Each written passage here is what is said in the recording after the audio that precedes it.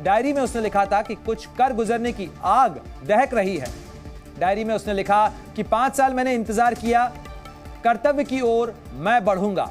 ये देखिए, ये वो तस्वीर, ये वो डायरी के पन्ने हैं जिसमें किस तरीके की बातें सागर शर्मा उसने दर्ज की थी। सागर शर्मा लखनऊ का रहने वाला है और लखनऊ से वो गुरुग्राम आया था। इन चारों आरोपियों के साथ में सागर शर्मा भी शामिल था। संसद भवन में दाखिल होने वाले मनोरंजन के साथ में सागर शर्मा भी मौजूद था। मनोरंजन वो शख्स जो कि लोकसभा सांसदों की टेबल पर कूदता फांदता नजर आया था। साथ ही सागर शर्मा वो शख्स जिसने कैनिस्टर यानी स्मोक जो क्रैकर था उसे फायर किया था और साथ ही धुआं फैलाने वाला वो शख्स जिसे पकड़ लिया सांसदों ने और उसके बाद सुरक्षा कर्मियों के हवाले किया। उसकी डायरी के ये पन्ने उसके मन का राज खोलते हैं, किस तरीके की उसकी मनोभाव थे, किस तरीके की उसकी मनोदशा थी, ये उसकी एक झलक पेश करते हैं। लगातार इसी तरह की बातें मनोरंजन के साथ संसद भवन में दाखिल होने वाला सागर शर्मा लिख रहा था। किस तरीके की बातें उसने डायरी में लिखी हैं वो हम आपको तस्वीरों में दिखा रहे हैं कि देखिए, ये वो डायरी के पन्ने हैं जिन्हें अब पुलिस और सुरक्षाकर्मी जांच करने की कोशिश कर रहे हैं। उसके मन के भाव को पढ़ने की कोशिश भी हो रही है क्योंकि आखिर इसमें किस तरीके की चीजें लिखी गई हैं। और देखिए, कुछ पन्नों में आपको पढ़ के बता रहा हूं। ये तारीख है 6 फरवरी 2021 की, जिसमें सागर शर्मा लिखता है कि घर से विदा लेने का समय नजदीक आ गया है। एक तरफ डर भी है और दूसरी तरफ कुछ भी कर गुजरने की आग दहक रही है। काश मैं अपनी स्थिति माता पिता को समझा सकता, मगर ऐसा नहीं है कि मेरे लिए संघर्ष की राह चुनना बहुत आसान है। हर पल उम्मीद लगाए हूं कि 5 साल मैंने प्रतीक्षा की है कि वो दिन आएगा जब मैं अपने लिए कुछ कर पाऊंगा और साथ ही मैं दुनिया में ताकतवर व्यक्ति, देखिए ये महत्वपूर्ण बात है।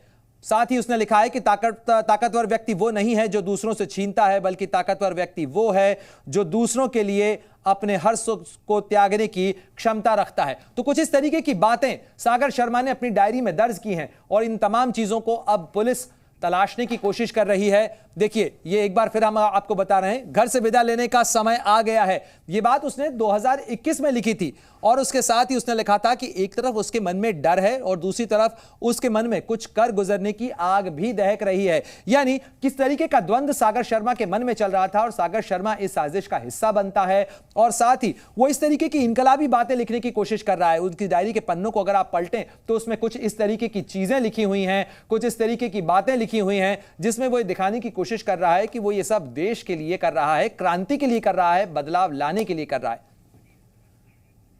और इन डायरी के पन्नों की तस्वीरों के साथ ही अब रुख करते हैं ज्यादा जानकारी के लिए। मेरे सहयोगी अजीत सिंह हमारे साथ जुड़ गए हैं। अजीत, इन पन्नों को आपने जी न्यूज के दर्शकों तक पहुंचाया, लेकिन इन पन्नों को अगर आप देखें तो किस तरीके की मनोदशा सागर शर्मा की थी जो लखनऊ से दिल्ली पहुंचता है, साजिश का हिस्सा बनता है और अब इन पन्नों से क्या कुछ जो पुलिस और सुरक्षा एजेंसियां हैं वो निकालने की कोशिश कर रही हैं? देखिए, बिल्कुल प्रणय, ये जो सागर जिसने से सुरक्षा में सेंध लगाई है उसके डायरी बहुत कुछ खुलासे करते हैं, जिसमें 6 फरवरी 2021 को उसने लिखा कि किस तरह से उसने 5 साल इंतजार किया और ये लंबा समय। एक ताकतवर आदमी वो होता है जो अपनी इच्छाओं को त्याग देता है।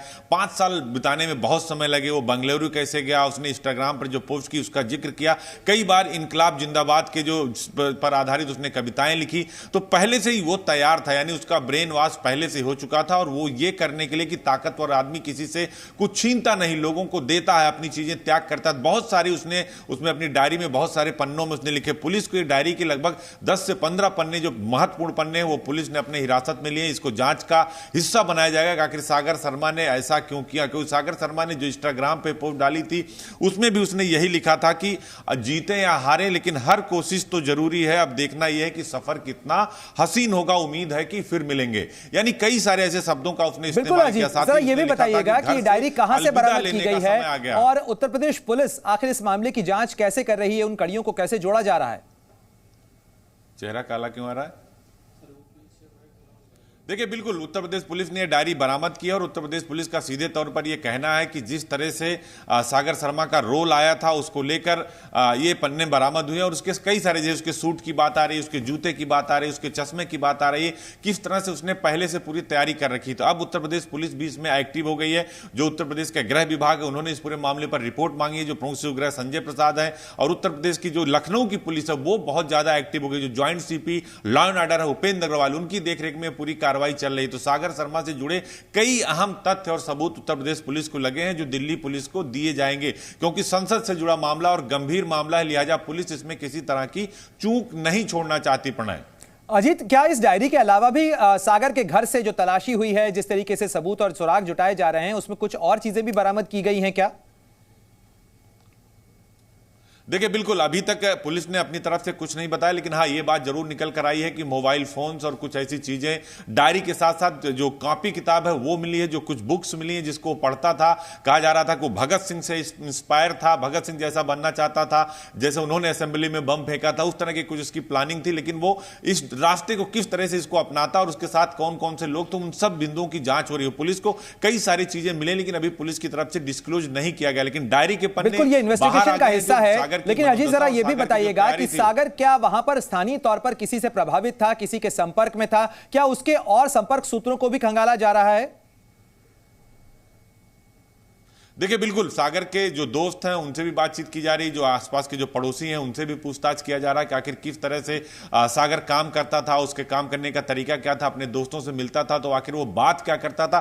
बहुत सारे ऐसे सवाल हैं जिनका जवाब जो है सागर से, जो है सागर के आसपास से जुड़े लोगों से, जहां जहां जाता था, जिस स्कूल में पढ़ता था, वहां के प्रिंसिपल या वहां के जो दोस्त थे उनसे भी पुलिस बातचीत कर रही कि आखिर उसके बैकग्राउंड के बारे में पूरा पता लगाया जा सके, क्योंकि संसद की सुरक्षा में सेंध लगाना कोई छोटी बात नहीं, उसकी प्लानिंग छोटी बात नहीं है, देश से जुड़ा मामला। बिल्कुल अजीत,